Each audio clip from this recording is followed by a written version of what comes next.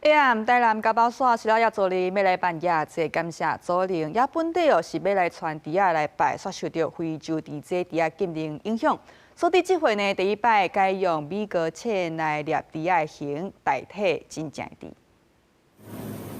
白糖爱伫糕甲变金黄色，10个倒入去已经炊好的糯米来，所来大概3个人做伙搅真侪解，放好凉，才有法度做成猪的形。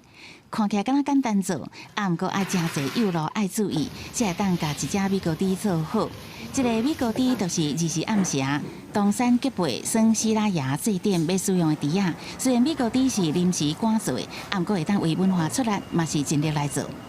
尤其因的业绩嘛是有百外当的历史啊，吼，到阮米糕切嘛是有百外当的历史啊，所以讲吼，也是交这个机会，讲100年的文化啊，两边吼做一个结合，哦，所以讲这款嘛是正一个足特殊的一款情形啦，吼。猪仔一直拢是希腊雅族重要的祭品，毋过因为猪只禁运禁毒令的影响，本来准备的猪仔无法度用。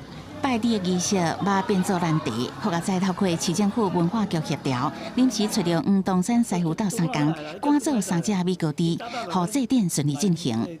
活动呢会当继续用落去安尼，真感谢安尼。禁止多在，所以我嘛无法度啊，所以我只有是变通方式，改用其他方式来拜猪啊，希望说明年会用个延续100年来的传统。猪只禁令虽然带来挑战，嘛凸显吉背省部落守法文化的韧性甲智慧。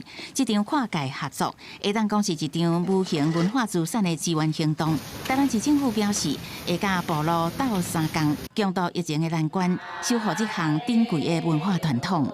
公视新闻采访报道。